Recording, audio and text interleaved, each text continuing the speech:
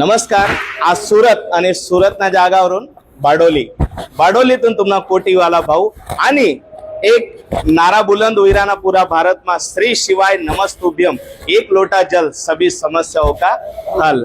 तुम्ही विचार करा, आपला बाप दादा पूर्वजच पाहिजे आपण एक लोटा जलनं जे महत्व होतं पंडित प्रदीप मिश्राजी यसना द्वारा खूप भारी शब्दस्मा सांगामावून आणि आउटस्टँडिंग जेडे शिव महापुराण कथावस एकदम जोरदार पब्लिक आवरावतनी पब्लिक येस कथाईन जात कथाईन मॅनेजमेंट कसं होत जे बी से ते देवादिदेव महादेवनी इच्छा आहे. आणि येणाऱ्या टाइममा वर्ल्ड फेमस सिटी म्हणजे बारडोली आणि बारडोलीना ज्या यजमान आहेत बारडोलीमा कथावाल जयराणीनी एड्रेस कोणता आहे म्हणे जबाबदारी आहे शेवट इच्छा महादेवनी आहे. बोलो हर हर आणि इमानदारीमा बठ्ठा शिवभक्त असले जाहीर आमंत्रण आहेत की तयार राहायच्यात आणि कथा नसतात स्वामीजी सांगतील. जय स्वामीनारायण.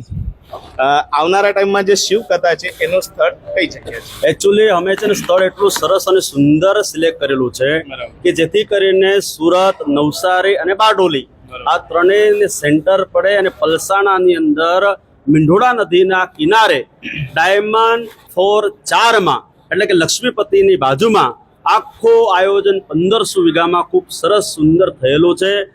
હાઈવે નંબર 8 જે આપણો મુંબઈ અમદાવાદ હાઈવે છે એ હાઈવેની કનેક્ટિવિટી છે.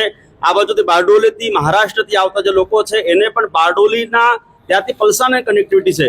એટલે કનેક્ટિવિટી એટલી સુંદર છે, જગ્યા બી એટલી સુંદર છે, નદીનો કિનારો અને નદીના કિનારે આ સરસ આયોજન કરવામાં આવ્યું છે. શાસ્ત્ર એમ કહે છે કે કથા જ્યારે કોઈ નદીના કિનારે વંચાય ત્યારે એનું ફળ એ 100% સાંભળનારા વ્યક્તિને પ્રાપ્ત થતું હોય છે એવું આપણા શાસ્ત્રમાં વર્ણન કર્યું છે. એટલે દેવાદિદેવ મહાદેવજીના કૃપાથી જ આ સ્થળ અમને પ્રાપ્ત થયું છે. અને સાચું કહીએ તો એમાં જેની જગ્યા છે એની જગ્યા પણ ખૂબ પાવન થવાની છે. એટલે એડ્રેસ તમને આપ્યું છે અને શિવ ભક્તોને અમારા કોઠીવાળા ભાઈએ તો બધાને આમંત્રણ આપી દીધું છે, પણ મારો બી ખાસ આમંત્રણ છે 3 તારીખથી લઈ અને 9 તારીખ સુધી એટલે કે જાન્યુઆરી મહિનામાં બધાએ તૈયાર રહેવાનું છે શિવ કથા શ્રવણ કરવા માટે. ઓકે.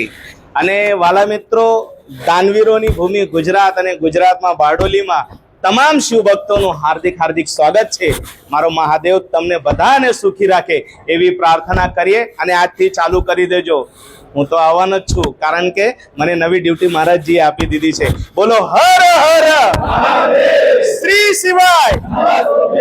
જય મહાદેવ.